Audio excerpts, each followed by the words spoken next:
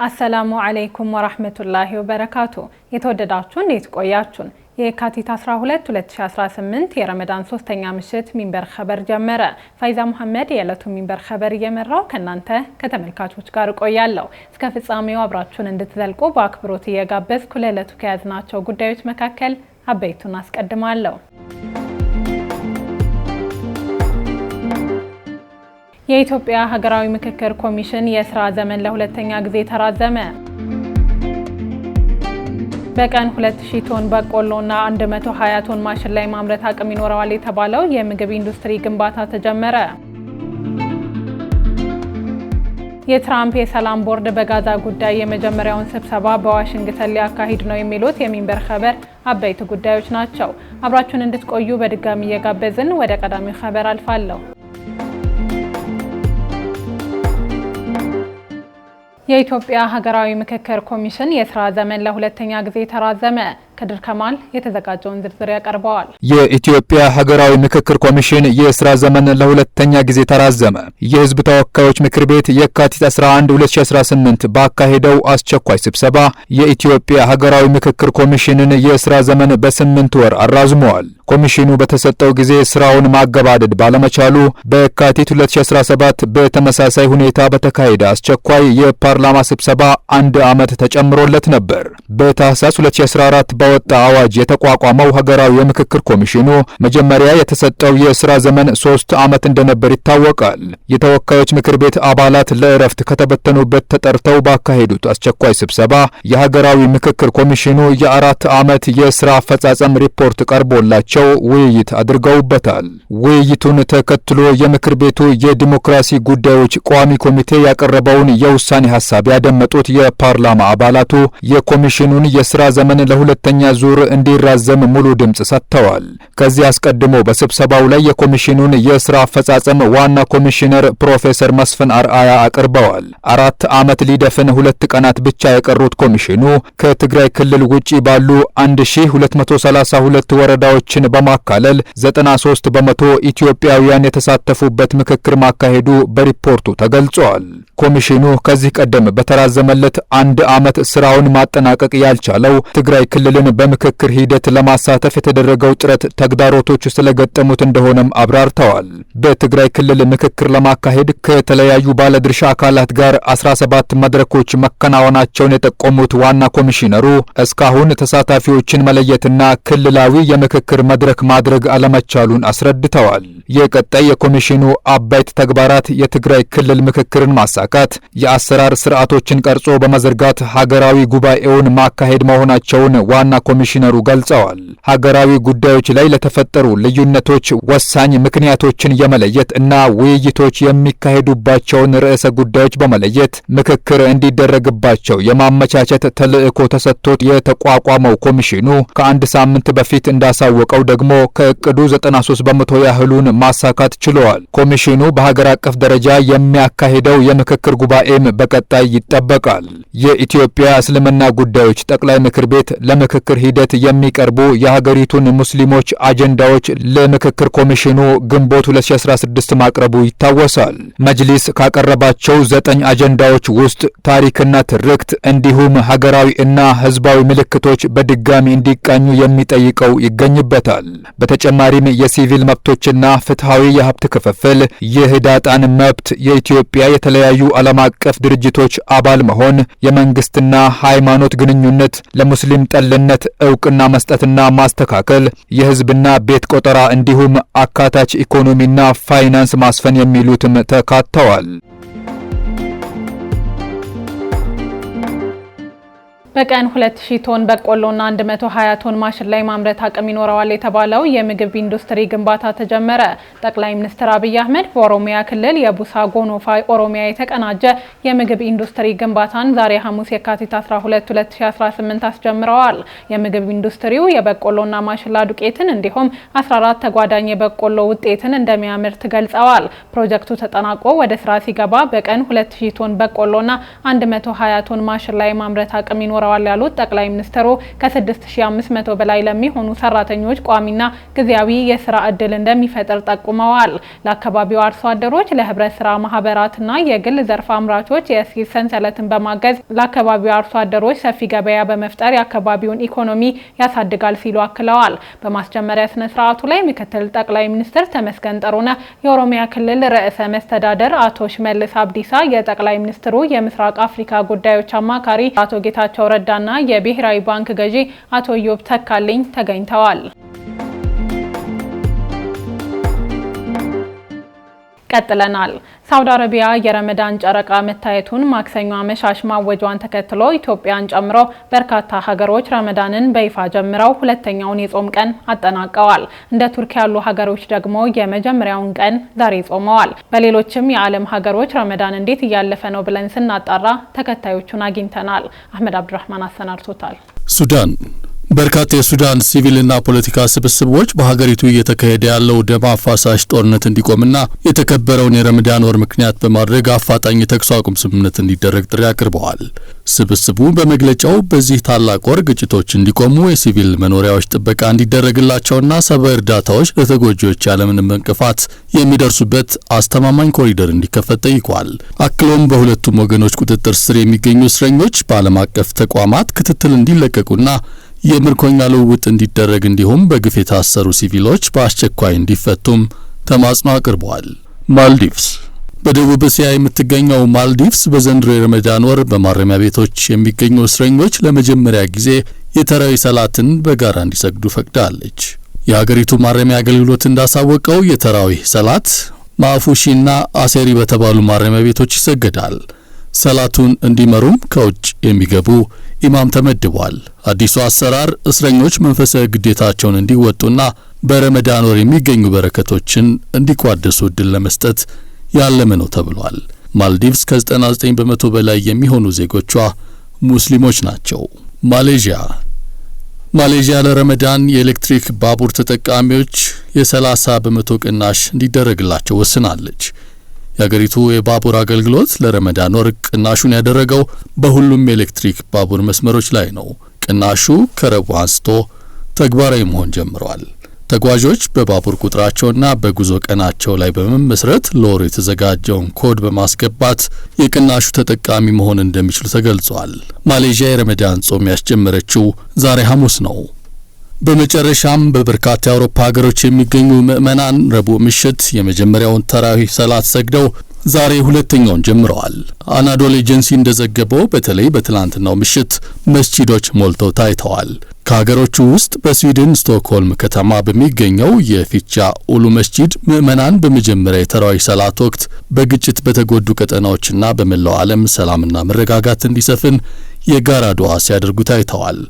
በኦስትሪያና መቄዶኒያም እንዲሁ መስጂዶች በምዕመናን ተሞልተው አሳልፈዋል።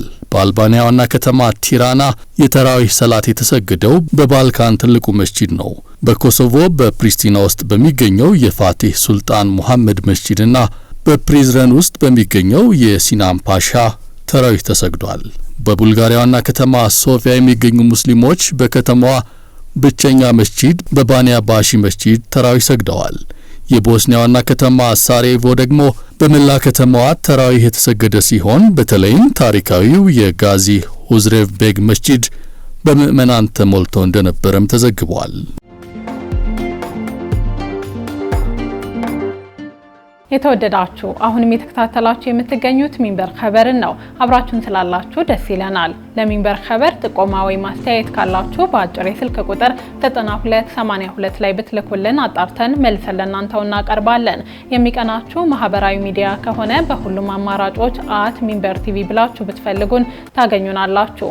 ድረገጻችንን www.minbertv.com ብትጎበኙ ደግሞ አዳዲስ መረጃ ታገኛላችሁ። አሁን ደግሞ የዕለቱን አብይ ጉዳይ እናስታውሳችሁና እንመለስ። የኢትዮጵያ ሀገራዊ ምክክር ኮሚሽን የስራ ዘመን ለሁለተኛ ጊዜ ተራዘመ። ከቆይታ በኋላ የትራምፕ የሰላም ቦርድ በጋዛ ጉዳይ የመጀመሪያውን ስብሰባ በዋሽንግተን ሊያካሂድ መሆኑ ተሰምቷል። እንመለስበታለን። ይጠብቁን። ሩሲያ ከ1000 በላይ ኬንያውያንን በዩክሬን ጦርነት ማሰማራቷ በሪፖርት ተጋለጠ። ሩሲያ ከዩክሬን በገጠመችው ከባድ ጦርነት በርካታ ኬንያውያንን በመመልመል ሞስኮን ደግፈው እንዲዋጉ ወደ ጦር ግንባር አሰልፋለች ሲል በኬንያ ፓርላማ የቀረበ የደህንነት ሪፖርት አጋልጧል። የሀገሪቱ የደህንነት ተቋም ባወጣው ሪፖርት መሰረት ከ1000 በላይ ኬንያውያን ዜጎች ከሩሲያ ጦር ጎን ተሰልፈው ዩክሬን ውስጥ እንዲዋጉ ወደ ስፍራው ተጉዘዋል። ሩሲያ ከኬንያ በተጨማሪ ከበርካታ የአፍሪካ ሀገራት የሚመጡ ወጣቶችን በተሳሳተ መንገድ ወደ ጦር ግንባር አሰልፋ ከዩክሬን ጋር እንዲዋጉ እያደረገች መሆኑ ተገልጿል።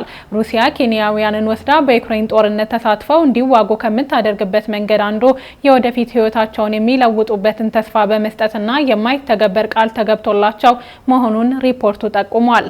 በዚህ ተነሳስተው በዩክሬን ግንባር ከፊት ተሰልፈው ከሩሲያ ወገን እንዲዋጉ እንዳስገደዳቸው ሪፖርቱ አክሏል። የኬንያ ብሔራዊ የደህንነት አገልግሎትና የወንጀል ምርመራ ዳይሬክቶሬት ለፓርላማ ባቀረቡት የጋራ የምርመራ ሪፖርት ከኬንያ የተመለመሉ ሰዎች ቁጥር ከ1000 እንደሚበልጥ ይፋ አድርገዋል።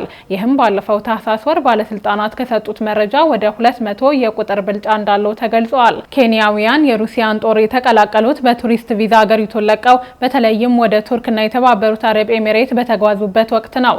በዩክሬን ጦርነት ለሩሲያ ተሰልፈው ሲዋጉ ነበሩ ከተባሉት ኬንያውያን መካከል በአሁኑ ወቅት ቢያንስ 39 የሚሆኑት ሆስፒታል ገብተዋል።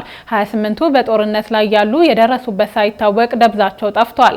89ኙ ደግሞ በጦር ግንባር ላይ መሆናቸው በፓርላማው መገለጹን አልአረቢያ ዘግቧል።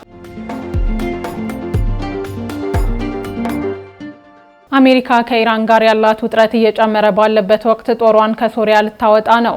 አሜሪካ በሚቀጥሉት ጥቂት ወራት ውስጥ በሶሪያ የቀሯትን ወታደሮች ለማስወጣት በዝግጅት ላይ መሆኗን አንድ ከፍተኛ የዋይት ሀውስ ባለስልጣን ነግረውኛል ብሎ ቢቢሲ ዘግቧል። ባለስልጣኑ እንዳሉት የሶሪያ መንግስት በግዛቱ ውስጥ ሽብርተኝነትን በመዋጋት ረገድ የመሪነት ሚናውን ለመጫወትና የአሜሪካ ወታደራዊ ኃይል በከፍተኛ ቁጥር መኖሩ አስፈላጊ እንዳልሆነ ከስምምነት ላይ ተደርሷል። የአሜሪካ ወታደሮች እንደ አውሮፓውያኖቹ አቆጣጠር ከ2015 ጀምሮ በሶሪያ ውስጥ ይገኛሉ።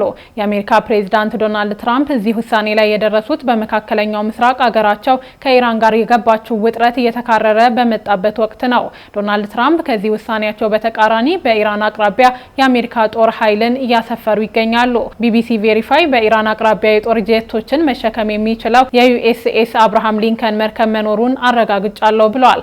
ባለስልጣኑ እንዳሉት የቀሩትን ወደ 1000 ገደማ ወታደሮች ከሶሪያ ማስወጣት ውሳኔ የሀገሪቱ አስተዳደር ሽግግር አካል ነው። አሜሪካን በቀጠና ውስጥ ለሚከሰቱ ማናቸውም ስጋቶች ምላሽ ለመስጠት ዝግጁ ሆና ትቀጥላለች። የአሜሪካ ወታደሮች በዚህ ዓመት መጀመሪያ ላይ በሶሪያ ከሚገኙ 2 የጦር ሰፈሮች ለቀው ወጥተዋል። ጦሩ ይህንን እርምጃ የወሰደው እንደ አውሮፓውያኖቹ አቆጣጠር በ2024 የአሳድ መንግስት መውደቁን ተከትሎ በሶሪያ ከፍተኛ የጸጥታ መሻሻል በመታየቱ ነው። ከዚያን ጊዜ ጀምሮ የትራምፕ አስተዳደር ከደማስቆ ጋር ያላቸውን ዲፕሎማሲያዊ ግንኙነት ለማጠናከርና ከሶሪያ ፕሬዝዳንት አህመድ አሸር ጋር ያላቸውን አጋርነት ለማሳደግ ጥረት አድርገዋል። የሶሪያው ፕሬዝዳንት በህዳር ወር ትራምፕን በዋይት ሀውስ አግኝተው የተወያዩ ሲሆን ይህም በሶሪያ ታሪክ የመጀመሪያው ፕሬዝዳንት አድርጓቸዋል። የጋዛን ፍርስራሾች ማስወገድ 7 ዓመት ሊወስድ እንደሚችል የተባበሩት መንግስታት ድርጅት አስታወቀ። የተባበሩት መንግስታት የልማት ፕሮግራም ዩኤንዲፒ እንዳስታወቀው አስከፊ ጥቃት ባስተናገደችው ጋዛ አብዛኛው ነዋሪ እጅግ አደገኛ በሆነ ሁኔታ ውስጥ ስለሚኖር አሁን ባለው ፍጥነት የጋዛን ፍርስራሾች ማጽዳት 7 ዓመታት ሊወስድ ይችላል። የዩኤንዲፒ ኃላፊ አሌክሳንደር ዲክሮ በቅርቡ ወደ ጋዛ ካደረጉት ጉብኝት በኋላ በሰጡት መግለጫ የሰብአዊ ሁኔታው እስካሁን ከተመለከቱት በጣም የከፋ እንደሆነ ገልጸዋል። ይህ እኔ እስካሁን ካየኋቸው የኑሮ ሁኔታዎች ሁሉ የከፋ ነው። የኑሮ ሁኔታው እጅግ በጣም አሳዛኝ ነው ብለዋል። የተባበሩት መንግስታት የልማት ፕሮግራም የማገገሚያ ጥረቶች በ3 ዋና ዋና መስኮች ላይ ያተኮሩ መሆናቸውን በመጥቀስ የመጀመሪያው ፍርስራሹንና ግዙፍ ኮንክሪቶችን ማስወገድ መሆኑንም ጠቁመዋል። የአፈር መፍጨት ስራውን ከጠቅላላው ስራ በግምት 0.5 በመቶ አከናውነናል ያሉት ዴክሮ በዚህ ፍጥነት ከተጓዝን ሁሉንም አፈሩን ለመፍጨት 7 ዓመት ይወስዳል ሲሉ አስረድተዋል። የቆሻሻ ማስወገጃና መልሶ ጥቅም ላይ የማዋልን ስራ ለማፋጠን አቅምን ማሳደግ አስፈላጊ መሆኑን አጽንኦት ሰጥተዋል። ዴክሮ እንደተናገሩት 90 በመቶ የሚሆነው ህዝብ በድንኳን ውስጥ ስለሚኖር ጊዜያዊ መኖሪያ መገንባት ሁለተኛው ቅድሚያ የሚሰጠው ጉዳይ ነው። የተባበሩት መንግስታት የልማት ፕሮግራም የመልሶ ማቋቋም ፕሮግራም እስካሁን ድረስ 500 መኖሪያ ቤቶችን መገንባቱን አስታውቋል። ነገር ግን ፍላጎቱ አሁን ካለው አቅርቦት እጅግ የላቀ መሆኑን ጠቁሟል። የትራምፕ የሰላም ቦርድ በጋዛ ጉዳይ የመጀመሪያውን ስብሰባ በዋሽንግተን ሊያካሂድ ነው። የዩናይትድ ስቴትስ ፕሬዝዳንት ዶናልድ ትራምፕ ዛሬ ዋሽንግተን ዲሲ ውስጥ በጥቅምት ወር በስራ ላይ በዋለው ባለ 20 ነጥብ የተኩስ አቁም እቅድ መሰረት የተቋቋመውን የሰላም ቦርድ የመጀመሪያ ስብሰባ ያካሂዳሉ ተብሎ ይጠበቃል። የዋይት ሀውስ ፕሬስ ሴክሬታሪ ካሮሊን ሊቬት ለጋዜጠኞች እንደተናገሩት ምንም እንኳን ዝርዝሩን ይፋ ባያደርጉም ከ20 በላይ ሀገራት ተወካዮች ይሳተፋሉ። መጀመሪያ ላይ ቢያንስ 25 ሀገሮች ቦርዱን ለመቀላቀል ፊርማቸውን አኑረው ነበር። አስተዳደሩን በአጠቃላይ ለ60 ገደማ ሀገሮች ግብዣ ማቅረቡን የሚድል ኢስት አይ ዘገባ ያመለክታል። የዓለም አቀፉ የወንጀለኞች ፍርድ ቤት በመሪዎቻቸው ላይ የእስር ትዕዛዝ ያወጣባቸው ሀገራትም ተሳትፈዋል። ከነዚህ መካከል እስራኤል ትጠቀሳለች። በቅርቡ ዶናልድ ጄ ትራምፕ የሰላም ተቋም ተብሎ በተሰየመው ቦርድ ለመሳተፍ የተወሰኑ ሀገራት የመክፈቻው ስብሰባ ላይ እንደሚሳተፉ አስታውቀዋል። ከነዚህ መካከል የፓኪስታን ጠቅላይ ሚኒስትር ሻህባዝ ሻሪፍ፣ የቪየትናም የኮሚኒስት ፓርቲ መሪ ቶላም እና የኢንዶኔዥያ ፕሬዝዳንት ፕራቦ ሱቢያንቶ ዋሽንግተን እንደሚገኙ ተናግረዋል። የእስራኤሉ የውጭ ጉዳይ ሚኒስትር ጌዲዮን ሳር እና የቱርክ የውጭ ጉዳይ ሚኒስትር ሀካም ፊዳንም በስብሰባው ላይ እንደሚገኙ ማረጋገጫ ሰጥተዋል። የጣሊያን የውጭ ጉዳይ ሚኒስትር አንቶኒዮ ታጃኒ በታዛቢነት እንደሚሳተፉ ተናግረዋል። ይህ አቋም በርካታ የአውሮፓ ህብረት አባላት የሚጋሩት አቋም ነው ተብሏል። የአሜሪካው ፕሬዝዳንት ዶናልድ ትራምፕ የሰላም ቦርድ በመባል በሚጠራው ቡድን ውስጥ ለመቆየት ሀገሮች $1 ቢሊዮን እንዲከፍሉ ይፈልጋሉ። የቀድሞው የእንግሊዝ ጠቅላይ ሚኒስትር ቶኒ ብሌር እና የአሜሪካው የውጭ ጉዳይ መስሪያ ቤት ኃላፊ ማርኮ ሩቢዮን የሰላም ቦርድ በሚል ስያሜ ላቋቋሙት አካል በአባልነት አካተዋል። የአሜሪካ ልዩ መልእክተኛ ስቲቭ ዊትኮፍ፣ የዓለም ባንክ ፕሬዝዳንት አጃይ ባንጋ እና የፕሬዝዳንቱ አማች ያሬድ ኩሽነርም ተካተዋል። የዕለት ተዕለት ስትራቴጂ መንደፍና ኦፕሬሽኖችን በበላይነት ለመቆጣጠር 2 ከፍተኛ አማካሪዎችም ተሰይመዋል። ቡልጋሪያዊው የቀድሞ የተባበሩት መንግስታት የመካከለኛው ምስራቅ የሰላም አስተባባሪ ኒኮላይ ማላዴኖቭ የጋዛ ከፍተኛ ተወካይ ሆነው ያገለግላሉ።